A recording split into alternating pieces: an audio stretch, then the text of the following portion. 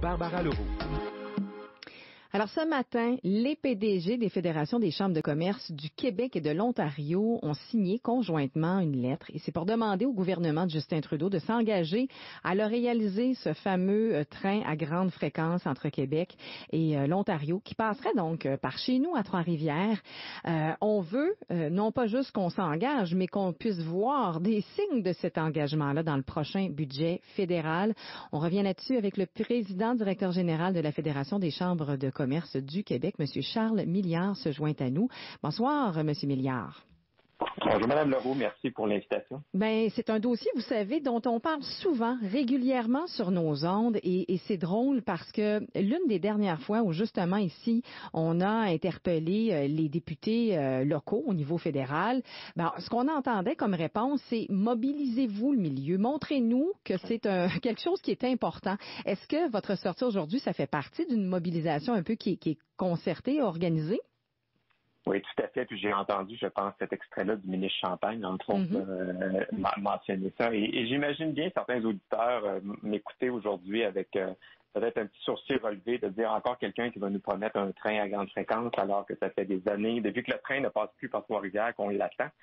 Mais moi, j'ai envie de vous dire que le message d'aujourd'hui, l'action qu'on prend avec la Chambre de commerce d'Ontario, c'est justement de mobiliser tous les acteurs économiques sur le fameux tronçon Québec-Toronto et dire que oui, c'est important à Québec, c'est important à Montréal, mais c'est aussi important à Kingston, à Peterborough, à Toronto, d'avoir dans ce corridor-là, qui est quand même le corridor où il y a le plus d'actions économiques au Canada, c'est pas moi qui le dis, c'est des chiffres, d'avoir justement un projet comme ça qui, en plus d'avoir des assises économiques importantes, a aussi des assises écologiques maintenant.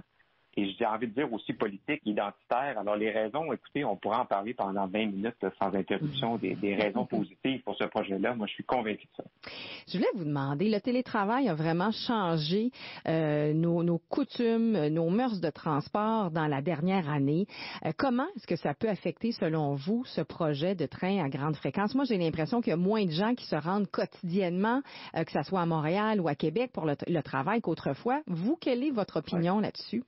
Bien, évidemment, pour l'instant, moi, j'ai envie de vous dire, méfiez-vous des gens qui savent qu'est-ce qui va se passer dans les 5 prochaines années en matière de télétravail. Il n'y a personne qui le sait.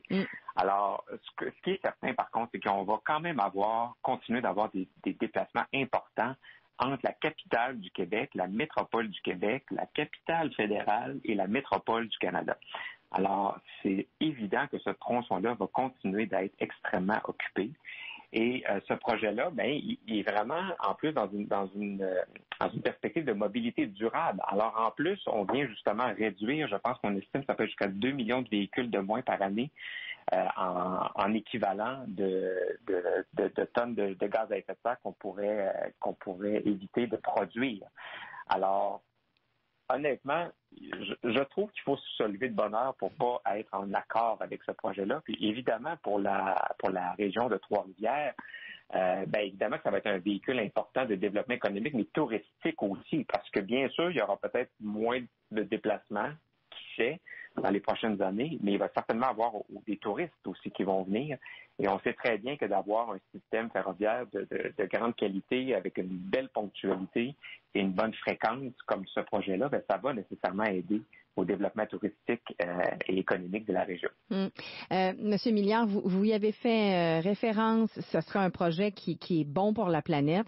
On parle beaucoup d'une relance économique post-COVID, une relance verte. Est-ce que ça fait partie d'échanges que vous avez eus justement sur ces projets-là, la forme qu'ils pourraient avoir quand ils seront annoncés? Est-ce qu'on a des indices nous disant que ça pourrait fonctionner, que ça pourrait être dans le prochain budget? Oui. Ben, je pense que c'est la dernière petite impulsion économique, politique que ça prenait, je pense, de cadrer ça en plus dans cette décision-là de tous les gouvernements au Canada de faire une transition écologique la plus rapide, la plus efficiente possible. Alors avant, on avait les arguments économiques que je viens de vous parler, mais on ajoute à ça en plus maintenant les éléments politiques. On semble en plus être à l'orée d'une campagne électorale là, si si vous et moi lisez les mêmes journaux. Oui.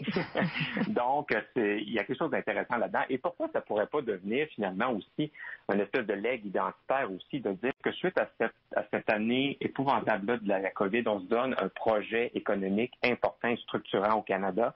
Et je vous rappelle que le Canada a quand même été créé à la base avec cette histoire-là de chemin de fer et de relier différentes nations. Alors moi, je trouve qu'il y a quelque chose de très identitaire aussi qui ajoute au bon timing de la chose en ce moment en bon français. Mais merci d'avoir pris du temps pour nos auditeurs en Mauricie, centre du Québec. C'est rafraîchissant d'entendre justement le président directeur général de la Fédération des chambres de commerce du Québec, vous-même, Charles Milliard. Merci d'avoir été des nôtres.